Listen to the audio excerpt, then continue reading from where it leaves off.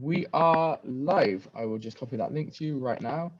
Welcome to episode 20 of Shifty Perspective. This week we have a very special guest from Canada. His name is Mario Gibney. He is a cryptocurrency advocate, enthusiast of all things Bitcoin and general crypto related. He is also passionate about psychedelics, which, as a number of the listeners of this podcast will know, is also a passion of mine. So look forward to having a good conversation. As always, if you're listening live right now, then you can feel free to drop a comment in the description in the chat. And if you're not, then we will try to, any of the questions that are answered or asked, we will try to make it clear what we're talking about. So yeah, anyway, we are live. So hey, how are you doing, Mario? Doing great. Thanks for having me on. Thank you so much for joining. I was pretty happy when I reached out to you. I actually heard, I put out into the cryptosphere on Reddit on a few places, and I was looking up like various people who were interesting and involved in cryptocurrency. And yeah, you kind of stood out because you didn't seem boring like a lot of people.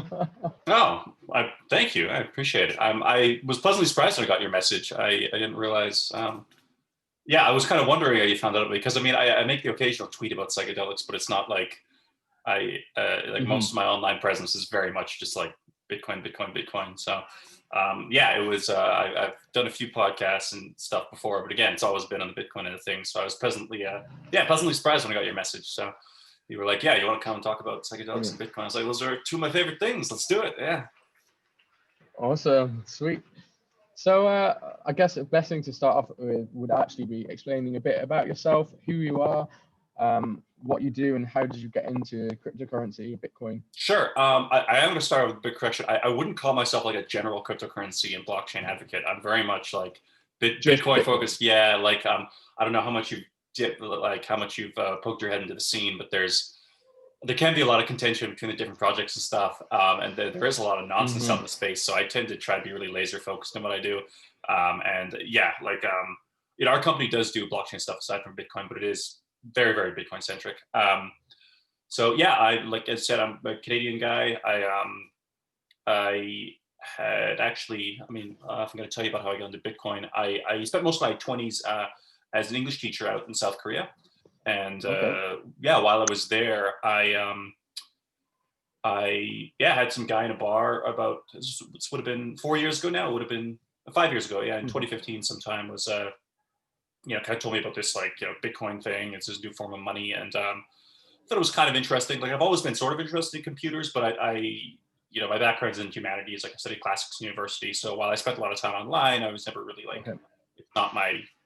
it wasn't my background, but it was the kind of thing I'd be like have a passing interest in, but I promptly forgot about it for about a year. And then 2016 came back to my head, started looking at it on Reddit, and rolled up to there was an English-speaking meetup group in Seoul, very close to where I lived.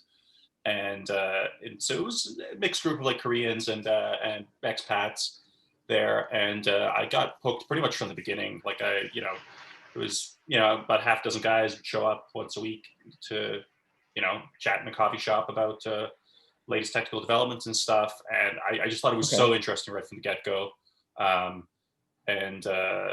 So within a few months, it was kind of like, at first I kind of binge watched all these, like kind of Andreas Antonopoulos is a big evangelist, and then watched all his videos, and then started learning coding, and like, started trying to read more of these like papers by myself. And it's really interesting community. I was very lucky with the group I found.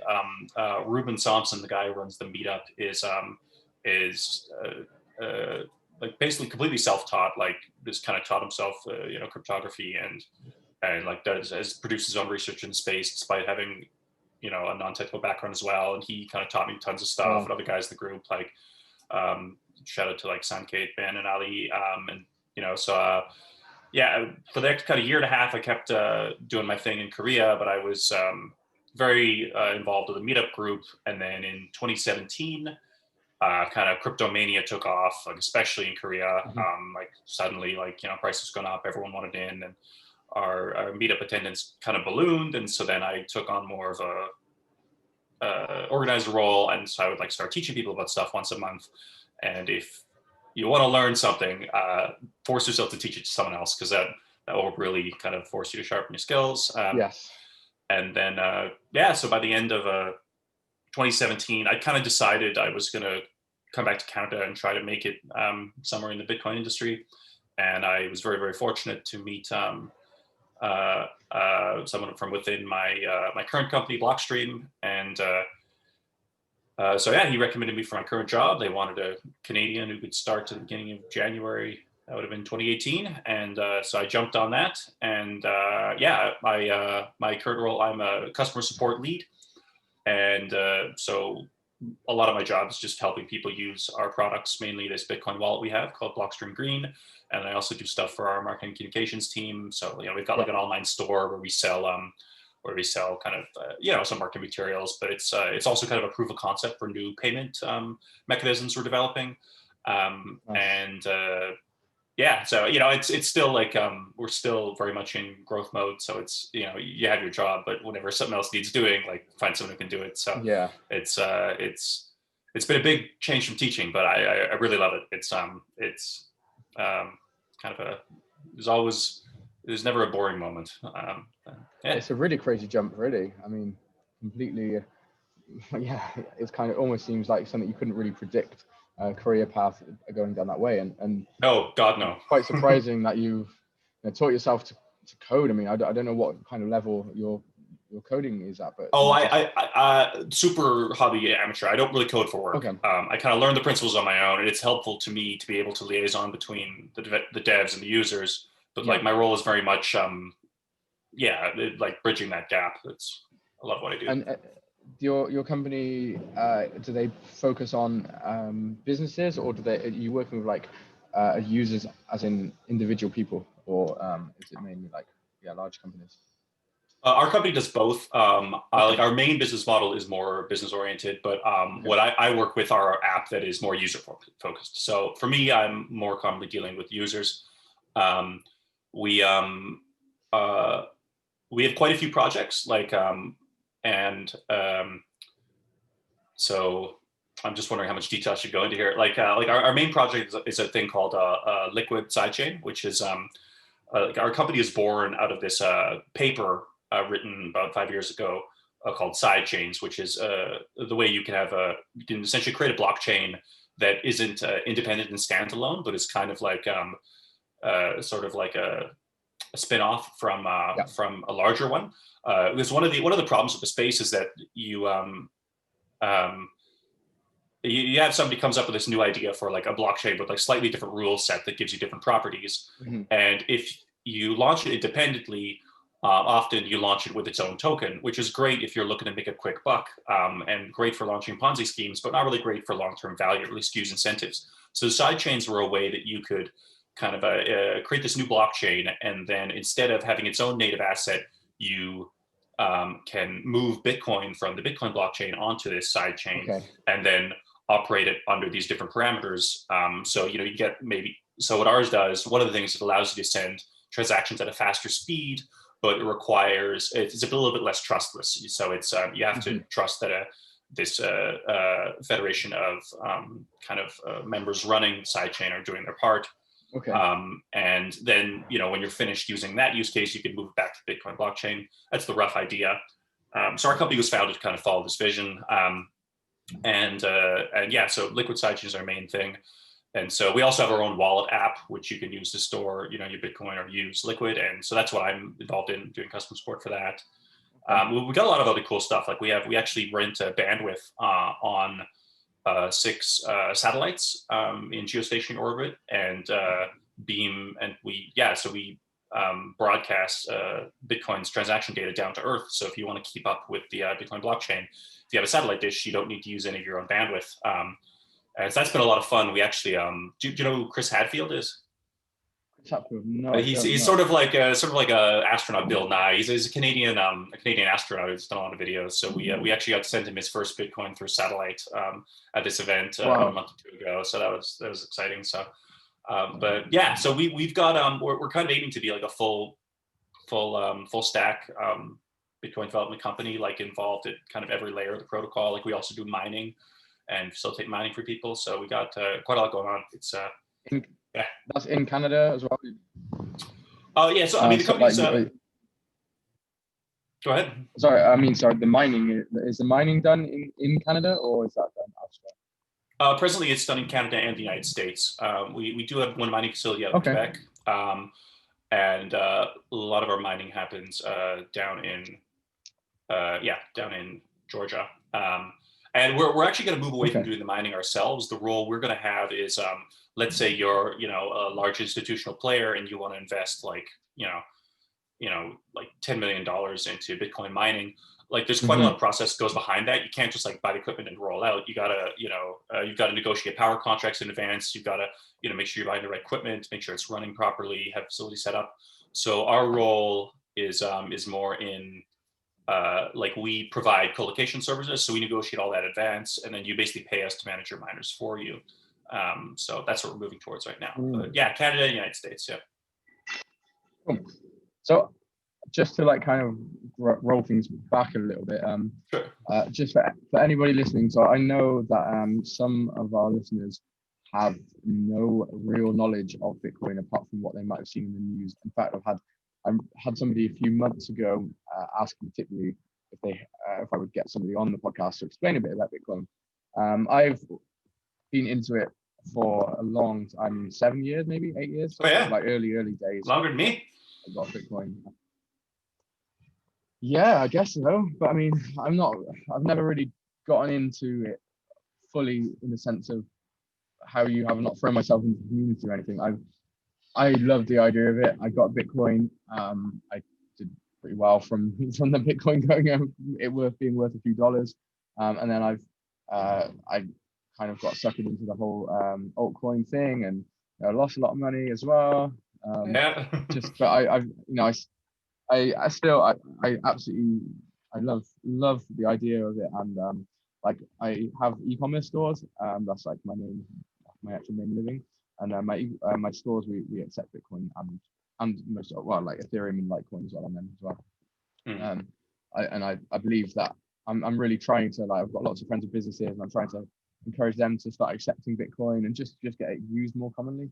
But still, when I speak to, say, like my parents or some of my other friends, and I start talking about it, I talk a bit like a zealot, where I'm just like, this is great, this is amazing, but I don't really explain it very well to them. So maybe you would be good to, how would you explain Bitcoin to somebody listening now, as if when you first heard about Bitcoin, what made you understand it? Could you break it down in a simple way? Oh, sure. And why is it? Yeah, like the basic idea of Bitcoin is it's the first digital money that has ever existed that isn't controlled by any kind of single central bank or government or entity. So it's money that is it's controlled by its users, which is a big deal. This used to be in order to accomplish this, it requires solving something called the double spend problem, which was this kind of long-standing problem in computer science, which was thought to be actually impossible to solve by quite a few people. Up to date, like we had digital currencies for a while. The dollar is digital in your bank, right? But the challenge there is that when you have something digital, you can copy information very easily. This is what happened with the music industry. You have once people started listening to music on computers, it was trivial once you have a song to copy it, send it to everyone else. So the same problem exists with money. Let's say you have $5 in your bank account. What's stopping you from just copying that and sending it to multiple people? The way that's worked up until now is that you don't actually ever control it yourself. You don't own any files that possess your money in your bank, because if you did, then you'd be able to copy it. So the way that was solved with digital currencies to date is that you just have an account in a bank that keeps track of how much money you have. You want to send some of the money, if you want to send money to someone else, they just deduct from your account and they add to someone else's account. And so then you have these, central banks just making sure that no nefarious stuff is going on. I mean, I say that, and yet the banks themselves often there's quite a bit of nefarious stuff that goes on, right? So, so it's like the extreme forms of this, it becomes a massive problem when you need to trust someone else to administer your money. They also get to make the rules. They get to control the inflation rate. If your bank decides they don't like, what you're doing, they can, censor you and, shut down your account or freeze you out of your accounts. Again, like as someone living in Canada, these types of problems haven't affected me personally in a huge way. We don't have complete runaway inflation in Canada. I think our bank kind of manages the dollar quite well. But, for someone who lives in Venezuela or Zimbabwe, this has just destroyed people's accounts, their livelihoods, their ability to save money. And I think there's a strong case to be made that, because there isn't this type of money doesn't belong to any single government, I think we've got a much better shot at having a single shared global currency, which I would be a big fan of. I'm a big fan of reducing friction and between countries and allowing people to travel and trade more easily. So a lot of benefits there. You'll find a lot of Bitcoin proponents, a lot of Austrian economists get attracted to Bitcoin. People who really, really believe that have a lot of problem with even minor levels of inflation. It's Austrian econ school versus Keynesian econ school, and for them the fact that the currency is hard capped, a 21 million limit is really important. I mean, it's actually it's important for pretty much everybody in Bitcoin as well, because that gives a lot more properties. But you have a much more stable foundation for your economy and the money you use if you can be confident that there's a limited supply of it, and the inflation rate isn't going to change from one year to the next. So, and when that supply is exhausted, so when the last block has been mined, what is the situation? Is that something that's going to happen in the foreseeable future, or are we talking like 10 years down the line, a few years down the line? And when it does happen, do you still see that Bitcoin will be traded the same as it is and used now? Well, I mean, the last newly minted Bitcoin will be mined in and around the year 2140. So we've got about 120 years to go. Assuming Bitcoin survives till then. 120 years is a long time, and we've had a good 11-year run, but we'll see how things go for the next century. I think the thing is the issuance of new coins will be negligible long before then. Like every 4 years, newly created Bitcoin gets cut in half. So in the first 4 years of Bitcoin's existence, the first half of it was created. And then the next 4 years, next quarter was created, next eighth, and so on and so on. So something like 80% of all Bitcoins have already been created right now. So within the next 10, 20 years, that's going to the issuance of new Bitcoin will trickle down to a minimum. And I'm quite optimistic that it's going to be around for the decades to come.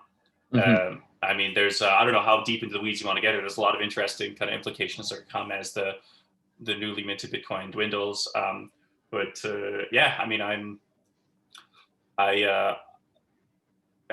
sticking around with it. I think it's going to be here to stay. Even you think what's going to happen though with banks and with government control? Because I know there's more regulation, which is kind of a good thing in many ways, but I also see like negative connotations from the regulation, because is the whole idea of Bitcoin is that it can't be controlled, but surely if there is like a lot of rules in place, could the supply of Bitcoin be bought up and hoarded by financial institutions, and then they still have a control over it? It's an interesting question. Like you can talk about control and regulation at different levels. There's kind of the protocol level where Bitcoin enforces its own rules, and anyone running a node can check that everyone else is enforcing the same rules it is. And then there's kind of regulation that happens kind of at the level where people use it and stuff. So it's not really possible for a government to force the users of the network worldwide to adopt certain rules that they want it to. But it is possible to regulate how it's used within their own country, to the degree that they can force that. And especially places like where people go to buy or sell cryptocurrencies, at the exchanges. The on and off ramps are, heavily regulated and scrutinized. Regulation is like a double-edged sword. That, like, a lot of the people in Bitcoin space are very libertarian leaning and generally see regulation as a bad thing. But one of the benefits is that, it's bound to get regulated at some point. So once regulation is in place, that does reduce a lot of uncertainty for businesses who want to operate in the space. So regulation done correctly can actually be a big boost for Yeah. the Bitcoin industry in certain areas. Regulation done poorly, New York is a prime example of this, where they made this this bit license about, I don't know, 7 years ago, where you had to get this, like, this there's a great documentary on it called Banking on Bitcoin, where there was just this really ridiculously onerous regulation put in place that basically drove all of the companies out of New York into other states. And so it didn't really do anything to stop the development of Bitcoin. What it did is stop the development of Bitcoin within New York. And it was kind of a really egregious case of crony capitalism. Like, the politician who drafted up this ridiculously convoluted regulatory scheme, then resigned from his position as politician and went into to a consultancy to help people to help companies navigate this. So it was I don't know, it was so stuff like that. Like, of course it's easy to screw it up, but there are places like Wyoming is getting a reputation right now for making very, very clear regulation that's quite friendly towards the cryptocurrency industry. And I know there's I've forgotten her name. There's a company called Avanti, which is I believe is starting up in Wyoming to provide more widespread banking services. And if I can remember the name of the person involved, I'll mention her. But okay. yeah, I mean, regulation's double-edged sword, right? I mean, to go back to your question about whether or not, companies or governments can, like, buy up, a bunch of the supply and then change the rules or things like that.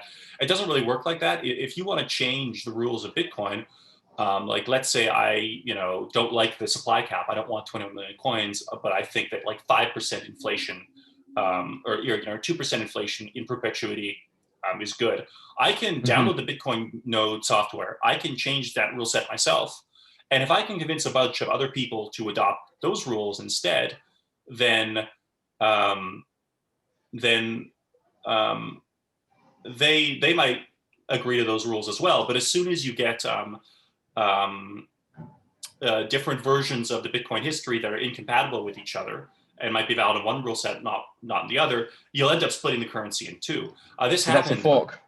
Yeah, that right? That's right. Yeah, so that happened back in 2017. There was a big kind of big civil war in the space over a parameter called block size, which some people wanted to increase it in order to allow more transactions to happen on the network more cheaply, and many of us were opposed to it because it kind of chipped away at a lot of the kind of key properties, like keeping Bitcoin decentralized. And so what ended up happening, they ended up splitting off. If you've heard of Bitcoin Cash, that's this. I mean, I would, and I think most of the people would call it a knockoff of Bitcoin. And I would strongly advise people to stay away from it. But, like, that's what happens. And that's how this dispute. Part of the community wanted to change the rules in one way, and they can't force anyone else to do it. What they can do is they can go off and make their own version of things. And so even if you own, like, a massive portion of the supply, you still can't force the other minority of people to adopt your rule set if they don't want to. Yeah. So yeah. So it really is almost. I'm not saying like communist. It's like really the decentralization. Very capitalist. Yeah, it's capitalist, but it's also communist in the sense of everybody has an equal voting power, right? It's not quite equal voting power. Like, you have voting power commensurate to the proportion of bitcoins that you own to the economic activity. So if someone owned 90% of the Bitcoin supply, they could take 90% of the economy with them and enforce these new rules, and you would be then on the minor kind of fork of it.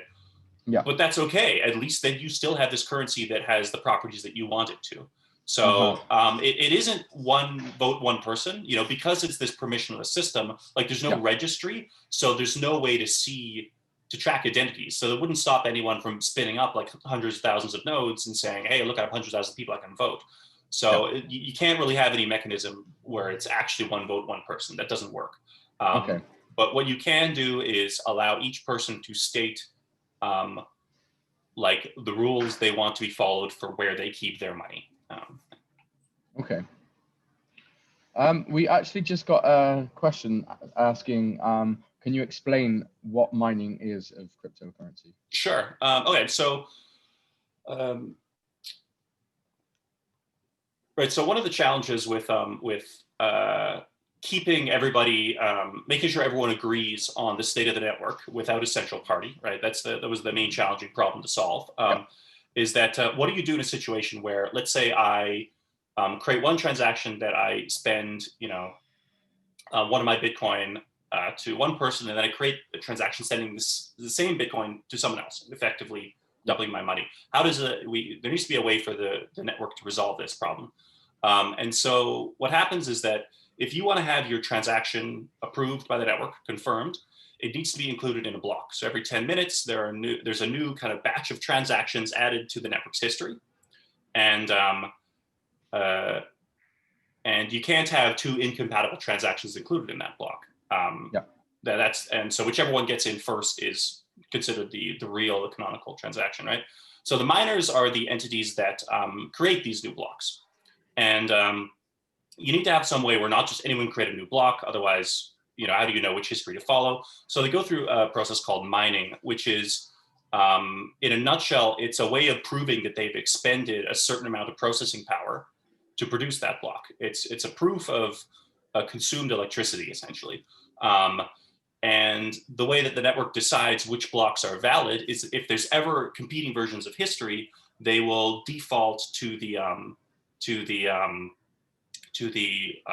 blockchain that has had the most proof of work put on top of it. And there's a thing called hashing in cryptography, and you can use this. You can use hashes in a way that you can provide, a proof that you've expended so much processing power to create this piece of data. So yeah, miners are the entities that they run machines that basically, run these algorithms, millions and millions of times in order to produce more expensive blocks, essentially. And this is and so this is a way that anyone can start mining at any time. Like, you just buy the machines and run electricity and go. So that way, it's not ever the privilege of a certain group. It's still open and competitive. Because this gets very expensive doing this, they are rewarded with the newly created Bitcoin and with any transaction fees. So the newly minted Bitcoin is the main way they get their money right now. Over time, because that will reduce, more and more of that has to be provided for by transactions that are broadcast over the network. So does that mean the transaction fees will inevitably get very, very expensive? Or is there a way they need to, in a way. It's kind of an interesting a problem. Like right now, if you're patient and you don't mind waiting a week or two for your transaction to go through, you can pay like only a couple cents. And sometimes those will even go through right away, especially on weekends. There's not much traffic. But if you want to make a transaction on Bitcoin's base layer and needs to be urgent, you might have to pay a higher amount because these blocks are limited in size. They need to be limited in size because if they were to get too big, it would become too expensive for people to audit the network and see what's going on. If each block was like, hundreds of megabytes, very, very few people around the world would be able to track what's going on. And then they would essentially get to decide the rules of the network because no one else would be able to check, right? So over time, as Bitcoin becomes more and more used, it's likely that it will become more and more competitive to get your transaction included. And then it will become more, because it's more competitive to get your transaction included in a block, you'll pay higher fees. And this is actually quite good for the health of the network because if fees rise, they'll be able to compensate for the newly created Bitcoin going down. So it's kind of a bootstrapping thing that needs to happen over the next couple decades. And this is one area that's kind of still a bit of an unknown. Like we don't know if we're going to be able to secure high enough fees in order to keep the project going. I'm very optimistic about it. I think there are a lot of strong signs that we'll be able to. And one of the other concerns that comes up here is that people think, okay, well, isn't this going to be a problem if it's too expensive for your average Joe to transact in Bitcoin? And the answer there is that not everything needs to happen on this base layer. This is for what happens kind of bottom of the stack, kind of your, not everyone, like if you're going to buy a coffee with Bitcoin in the future, it doesn't need to be recorded on this global ledger that gets, recorded on all these computers for the end of eternity. You can have more transactions happen at different layers. These might be like custodial layers, like You might get some version of Bitcoin banks. Yeah, there is also a thing called Lightning Network, which is a project we're involved in, which allows you to send transactions. It allows people to send many transactions back and forth, and then you basically aggregate the sum of those transactions in a single one on the Bitcoin blockchain. And so, yeah, there's a variety of techniques that will allow us to kind of, do a whole bunch of transactions at higher layers, and you aggregate those on a transaction to base layer, which you'll be willing to pay more fees. And yeah, that's the basic idea. Okay. And as that kind of increases, I'm guessing the idea is that, well, the reason why people are buying up and holding lots of Bitcoin, or hodling, I guess, is that because they think that as Bitcoin becomes more scarce, then the price will eventually go up, or go up more and more, and scarcity just increases value. Yeah, I mean, like, a lot of people are buying it right now because they expect the price to go up. I think if anyone thought the price was going to go down in the future, they probably wouldn't be holding on to it. But yeah, that's one of the main. That's one of the main kind of selling points, is that it is limited in number. Like, as long as like, no one can force you to keep your money stored in like some future fork of Bitcoin that increases the supply. And this is. It's very, very, like, in theory, if like everyone on the network agreed to lift the supply cap, you could have some inflationary version, but like, ain't gonna happen. Like, like, in order for that to happen, like, you would essentially split the currency in two, and then people would be on this inflationary fork, right? Yeah. So yeah, and there's actually, like, there's nothing else that exists that has this limited supply nature. Like, the closest thing before this was something like gold, which is very kind of rare and expensive to extract from the earth. But even gold, you can mine more of it, and now, like, you're seeing things in the news, people are talking about, like, asteroid mining might become a thing in the future, and like, like, that's, a ways away. But even so, like, Bitcoin doesn't have this problem. You're not going to find Bitcoin in any other asteroid. Like, it is like the most provably hard asset that has ever existed. Which, and again, like, that's again, it's possible that there are other things that go wrong with it that might make it not as useful, and then its value might go down. But the selling point of there being a truly supply capped asset is, it's very compelling for a lot of people. And it's one of the reasons why I am quite comfortable storing, large amounts of my savings in it. I strongly recommend people look into it. Maybe don't throw your life savings at it just yet. Just learn about it. But I think it's a good thing to look into. I actually suggest to quite a few friends and family members, I mean, don't put in what you can't afford to lose, but if you can justify, like, $5 a week or $10 a month, just put that aside out of your money and just put it into that. I really think that's that's what I've always said, and most people just don't really listen to me. Don't really get it. Well, I kind of get it. Like, I mean, if someone, you have to be really interested in learning how the stuff works before it seems like a good buy. Otherwise it's just like, oh, my cousin is telling me about this scheme online where I can make a bunch of money. It's like, I get where those red flags go up, but I mean, over time though, we're getting more and more brand recognition. Like, like, everyone's at least heard of it at this point that I interact with. I've never met anyone who's like, Bitcoin, what's that? Never heard of it. I've heard of people being like, oh, I've heard of it. I don't know what it is, but I know it's out there. It's some sort of money, so. That's true. Yeah. I think especially with like the next generation, like more and more like younger people are seen to be getting into this and understanding it more. And just like as the integration of technology increases with each generation, I think it's kind of inevitable that it just completely understood and worked out by everybody. What do you think about about mainstream integration as such? Like, do you think just the more the better? Like, do you think it should just be everywhere? Everything should have, every store should be able to pay in BTC? Well, that's the long-term goal. I mean, like, we're not there yet. There's a lot of development needs to happen. Like, there's, that's gonna, if we get there, it'll take decades. I think, I hope we get there. Like, this is why I kind of dedicated my career to it. I think it'd be a massively good thing if we had a single shared currency that governments couldn't fuck around with. I think it'd be great. I'm not as starry-eyed as some people are. Like, you'll find lots of people making claims that it's going to fix literally everything.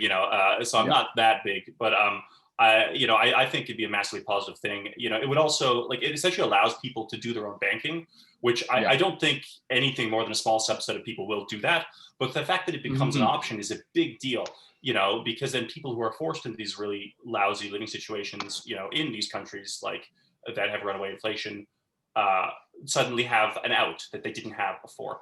And it also means that, countries that maybe have acceptable banking but have these like oligopolies that sort of abuse their position, it's going to be harder for them to do that if,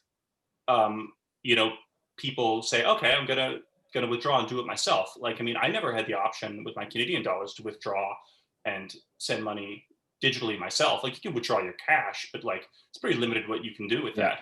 Very. So yeah, I mean, I think it would be net positive. I think we're going to get there, but there's a tremendous amount of work needs to be done. Like I was saying before with the limited block size, and that does limit the throughput of the network. So we need a lot of work to do in developing, financial rails. On top of that, like that's where things like our sidechain, like Liquid, comes in with Lightning Network. And then, we're gradually seeing more and more kind of basic banking services being built on top of it. And we sometimes take heat for this. People are like, oh, well, now there's banking on Bitcoin. You're okay with that? I thought this whole point was to get rid of the banks. And I don't think it is at all. I think the point is that it's getting rid of banks that you are forced to use. Like there absolutely is going to be banking on top of Bitcoin. And that's a very good thing. And the good thing there is that it's going to be more competitive, because anyone can start up and do their own. And, depending on regulatory environment, of course, but like, and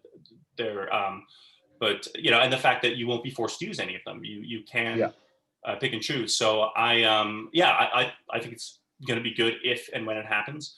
It's going to take a while, and people, I think, but like every year we do get more signs of this. Every year it survives is another year that people can be more confident in its security, it's functioning properly. It's more people have heard of it, have used it, and there are more services being built on top of it. I think also, oh, sorry, go on. Go ahead.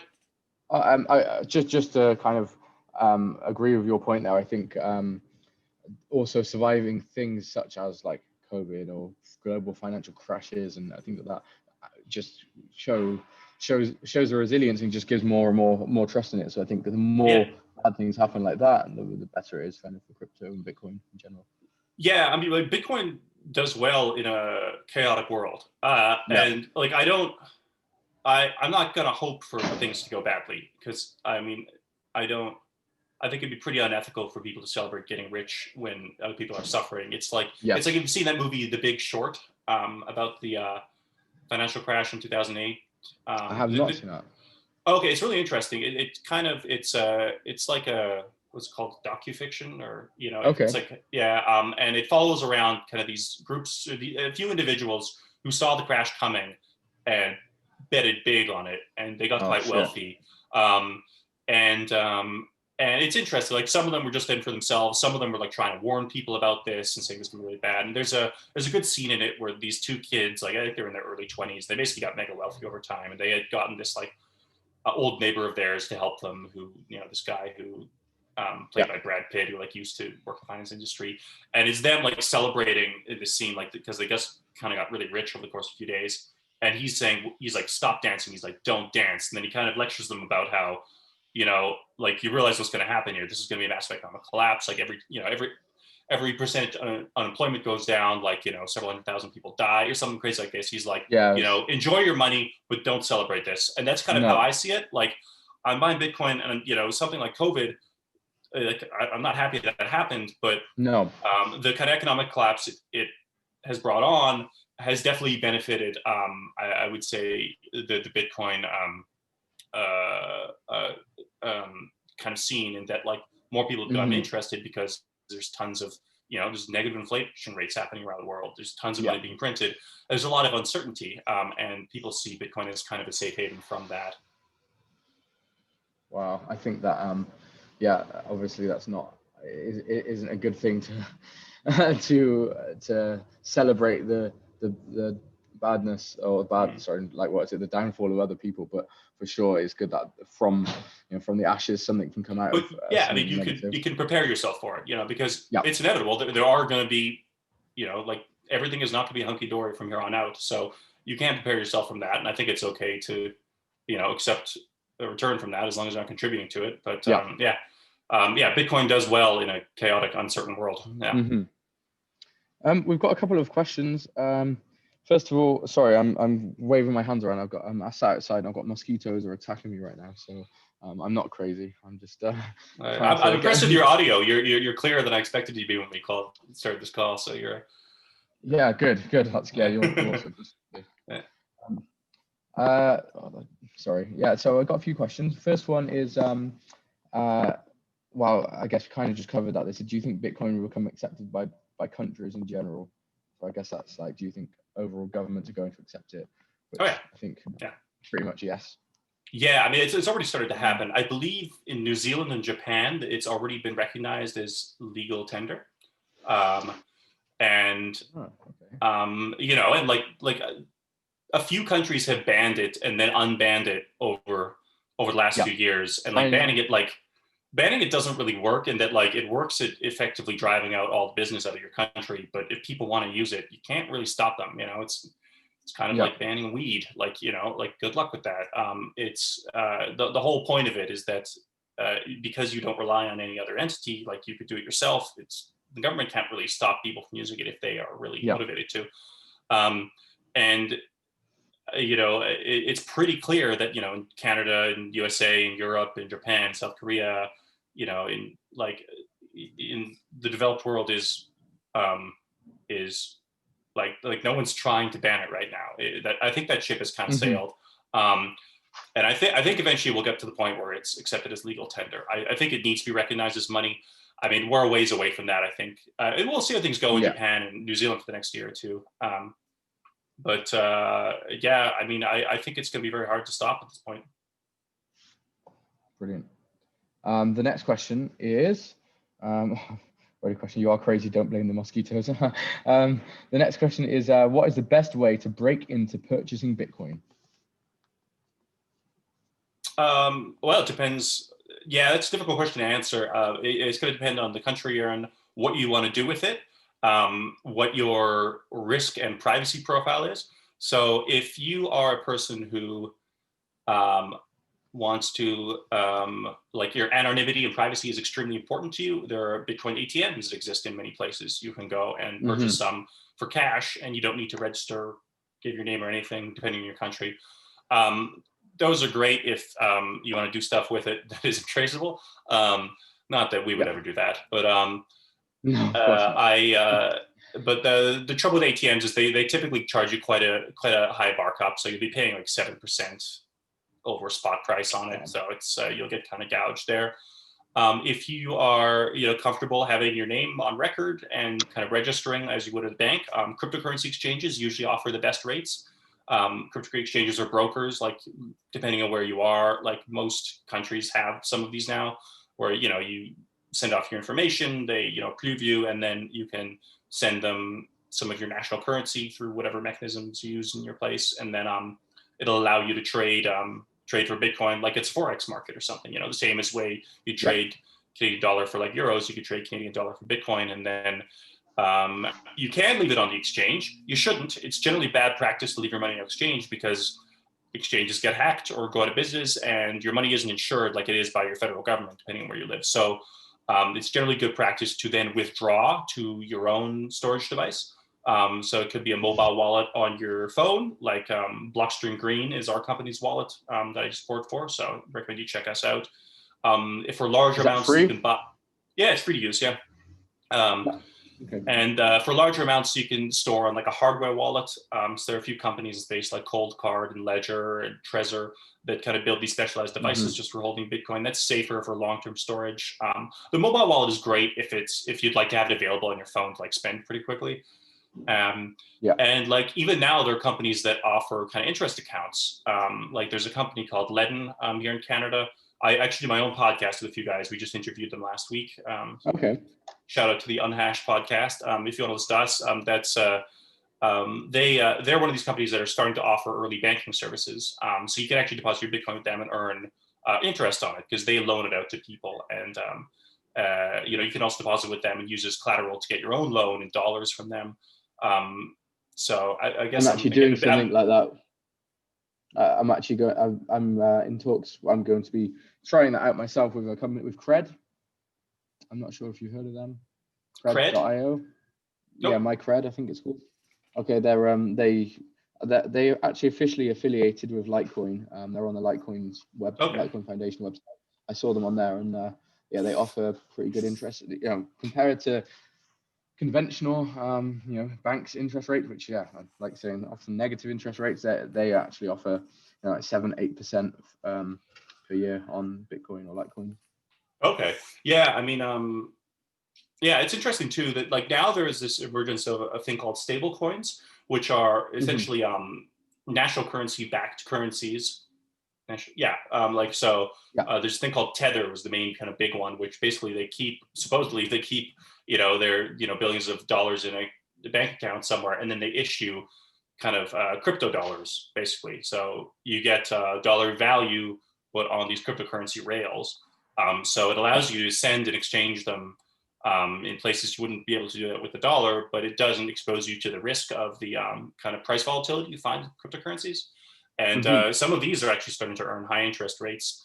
I mean, we'll have to see. Like, a lot of us are pretty skeptical in space because we've just seen so many shady projects pop up and claim to, Yeah, to give you interest, and then they disappear with your money. And it's a big problem in space because, if you send someone money through your credit card and it turns out they're scamming you, you just contact the credit card company, get them to cancel it. You don't have that option yeah. with cryptocurrencies. Like once the money is sent, it's sent. Like you can't reverse transactions. So Yeah. people are very, very skeptical of this stuff. There's some legitimate projects starting to pop up, but be careful if anyone's looking into these. Okay, yeah. I'd actually like to, if it's okay, because I mean we've been going about 50 minutes, and we normally do an hour, so I would like to touch on psychedelics and your interest in Yeah, psychedelics, let's do it. because obviously I've seen that is something you're interested in. Is this uh, for recreational usage, or are you into the possible medicinal therapeutic uses? I mean, I think they're kind of all intertwined together realistically, but yeah, where do you stand on them, and what is your involvement or interest? Yeah, I mean, I don't think there needs to be a distinction between the two. Yeah. I have my main interest in it has been for mental health reasons. It's been had a tremendous positive impact on my life. Even outside the usage, I also happen to enjoy the experiences. So I Hmm. don't think there's anything contradictory about that. No. I'm also quite recent in terms of my interest in psychedelics. I didn't really Okay. start until about 3 years ago, um, and I'd kind of been coming out of some pretty bad depression that I've struggled with for a lot of my 20s, and I was already starting to kind of get a bit better. Therapy has been very useful for me. And while I was in Korea, um, that so like growing up, I was pretty straight edged. I would get drunk and like I would smoke weed a few times a year in university, but I nothing more than that. When I moved to Yeah. Korea, like you don't really find weed there. Like maybe if you're lucky, you could find it, but it's not like they're really really tight about drugs out there, Hmm. and Yeah. it's very very uncommon for Koreans to ever do it. It's very rare, and I kind of thought it was just really ridiculous. Like how did why did these places think weed is like the same as heroin or meth, and so I got interested in reading about a bit more about the history of the war on drugs. Like there's a great book, Chasing the Scream. I don't know if you've heard of it, but so I read that. It really kind of opened my eyes up to like how we got to where we are today in terms of Yeah. prohibition, and it references like I'm sure you've heard of Gabor Mate. Yep. Like kind of his work, Amazing and guy. yeah, and I kind of realized, okay, I mean, there's definitely, I I realized that a lot of these substances are a lot more safe to use if procured and dosed Hmm. correctly, and Yeah. use correct set and setting. So then I got interested in them, but I was in Korea where you don't really No. find this stuff, and you don't want to, you stay away because the You consequences get are a not worth lot it, of right? trouble. Yeah. Yeah. And so after I moved back to Canada, like and I've been fortunate enough to travel around to a few different places where I could legally enjoy it as well. Hmm. Like my main substance of choice has been ayahuasca. Luckily, there is a religious exemption here in Canada, and I also traveled down to Peru to retreat down there, and so I've been yeah, I'll go for weekends and do, I'm sure, I would guess that your listeners are quite familiar with ayahuasca. A It's lot like of them are. Some people um, aren't. sure. I mean, like it's a psychedelic brew that a lot of cultures in the Amazon have developed healing ceremonies around. The main active ingredient is DMT, but you ingest it rather than smoke it. It's an And MAO inhibitor, right? That's So, right. Yeah. So there's kind of two substances: is the DMT, and then which normally, if you were to just ingest DMT, uh, it wouldn't reach your bloodstream because you have your body has enzymes that break it down. With ayahuasca, there's a second plant. Like the first plant has DMT, the second plant has an MAOI, which inhibits your body's enzyme that breaks it down. So it allows you to basically have a drawn out, 5-hour DMT trip, I guess. I haven't ever smoked DMT, so I can't really compare. But I hear they're still quite different. The it's experience. yeah, very Yeah. pretty different. Yeah. But I'd say DMT is, I think, a lot more just overwhelmingly intense for the because it's such a short duration and in a large enough dose, it's absolutely just I don't know what the correct word is, but I guess the most accurate thing that people say is the ego death.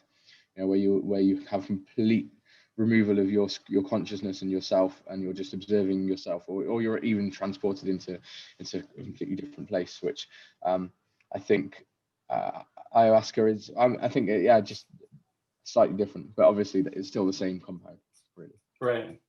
Yeah, it was really interesting moving because I'm here in Victoria on Vancouver Island, and like going from Korea to here was quite a shift in terms of broad perceptions. Like, most people you meet in town, like have probably tried mushrooms at one point. Like, they kind of grow naturally around here. Like, and there's a lot of research and has gone on in here on the West Coast in terms of using them for therapeutic purposes. And I want to give a shout out to a friend of mine, Natasha Fernley, who she's a registered nurse, and she's been affiliated with this company called TheraSil, which has been advocating for individuals in Canada who are terminally ill to use mushrooms for end-of-life anxiety therapy. And so they've had 6 people now. The first 4 people apparently took 100 days to get approval, the exemption. And the most recent ones only took 10 days. So they're setting a really, really great precedent here.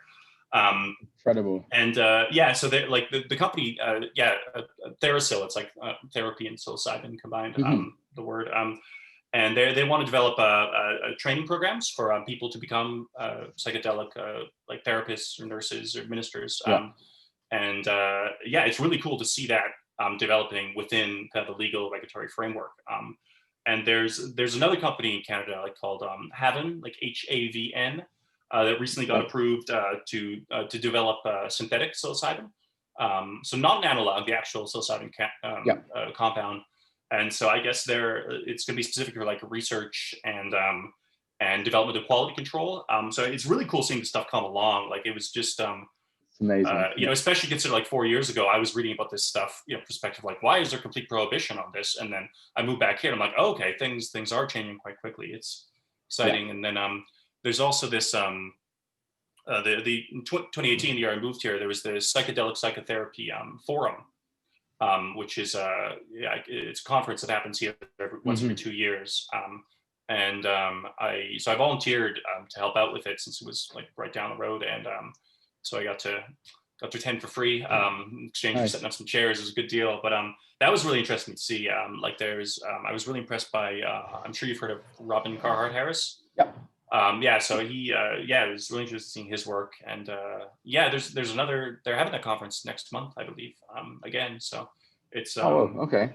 I think they're doing it limited in size from what I hear. It sounds like they're limiting it to 50 people. I don't know if that includes the presenters or not, but I mean they put the slides online, I believe, or all the presentations online, so should be out there. But great.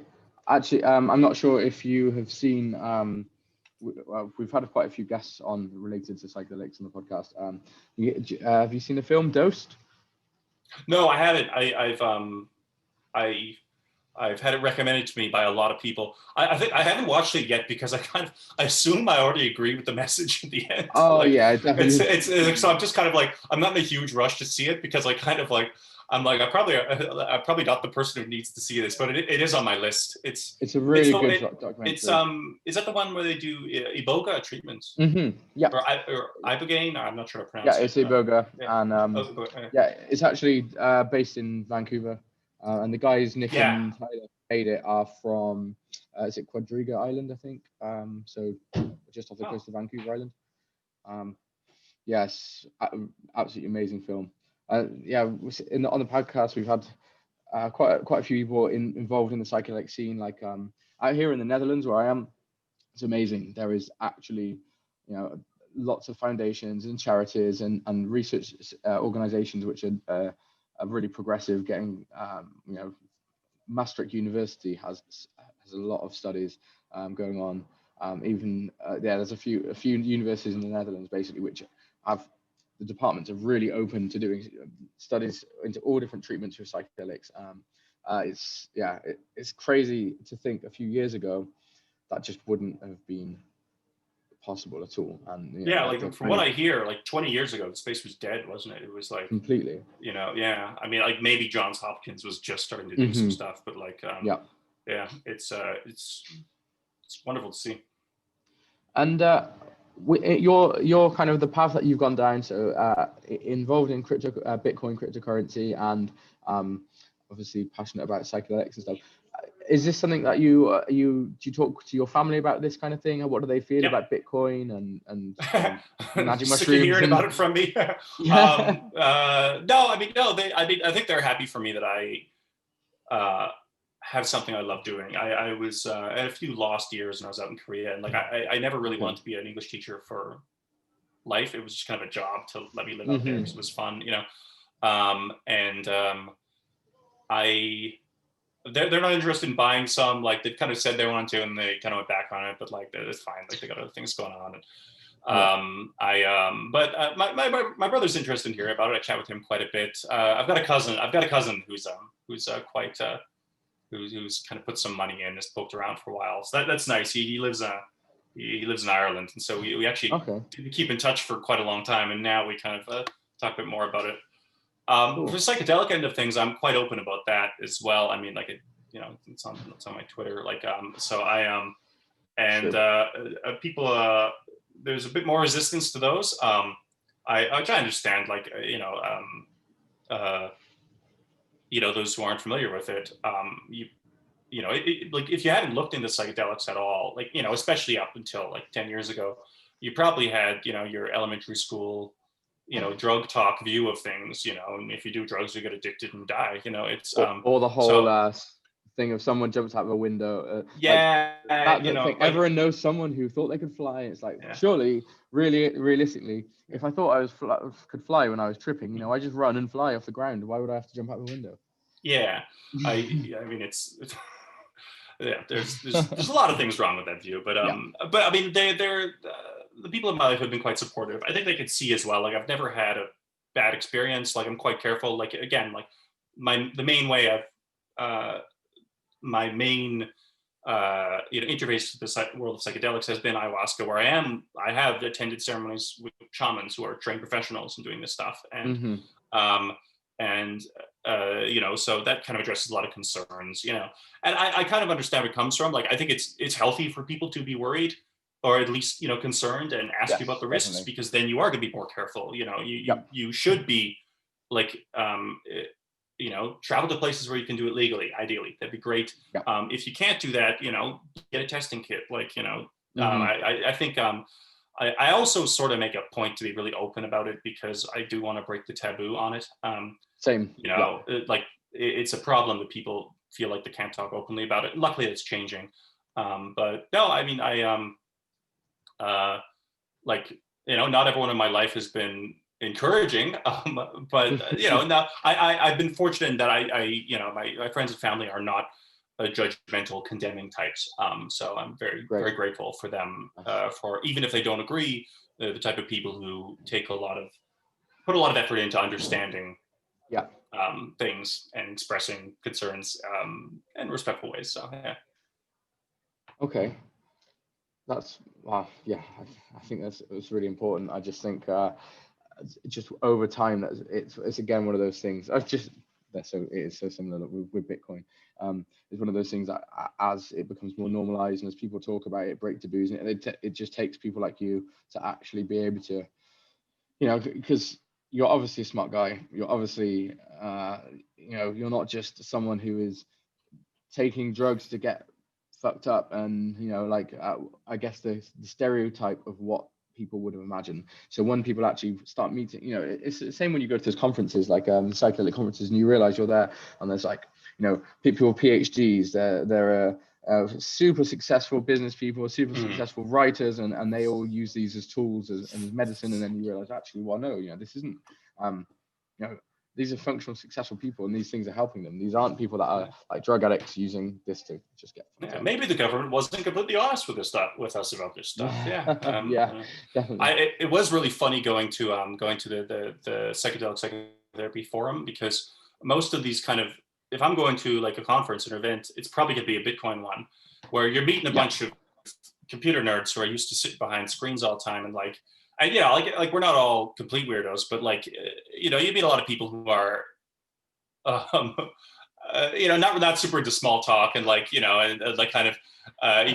sometimes have trouble making conversation unless you're talking specifically about Bitcoin stuff. Whereas, I'd be slightly exaggerating, it's a bit of a stereotype, but then going to the psychedelic psychotherapy conference was really funny because this is packed with therapists. So you'd have all these people who are completely engaged with you and good eye contact, and it's just really funny. It's such a different vibe there, yeah. Cool. We've gone over an hour. So I think it's probably best to wrap it up. I try to keep the podcast around an hour. Looks like it's getting dark for you as well. I would like to know. It is getting dark, yeah. Yeah. So it'd be good maybe if there's any if you want to give any shout outs or any last words that you want to say, or shout outs to anybody or any projects you're on. I will of course put any links to anything that you're doing in the description afterwards of the video once you send that all over to me. So yeah. Yeah. Okay. Well, I mean, like I said, they're still in Canada. I'd give them a look. I didn't have as much to shut up for the psychedelic world, because I figured the international stuff you guys will all be aware of already. But no, it's check out the Psychedelic Psychotherapy Forum going on here in Victoria. Keep an eye out for that in October. There's probably gonna be lots of good content coming out there. For Bitcoin stuff, give me a look up on Twitter, Mario_Gibney. And if you want to listen to me rant about Bitcoin with some more crass jokes and stuff, you can check out the Unhashed podcast. So I know we're on Twitter and all the main podcast platforms, except YouTube. We're not on there yet.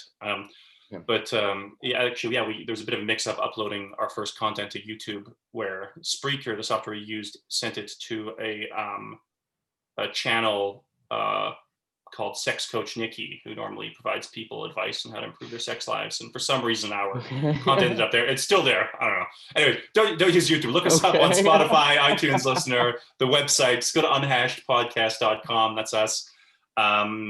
If you're interested in the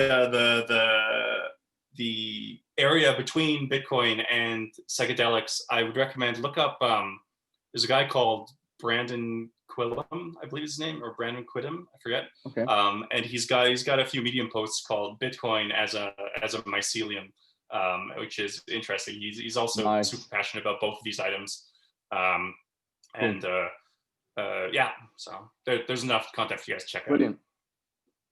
Okay, great. Thank you for having me on. This has been fun. I'm sorry about the mosquitoes and the darkness. I'm in. Didn't bother me right now, and well, I would love to have you on again, and we should stay in touch. Thank you everyone for watching. This has been Shifty Perspective with Mario Gibney. I've been Ash, and tune in same time, or probably a different time actually, because of the time zone thing, but next week every Sunday, and you can check us out live, or you can download it afterwards on iTunes and all of the usual podcast players. Thank you very much everybody, and see you soon.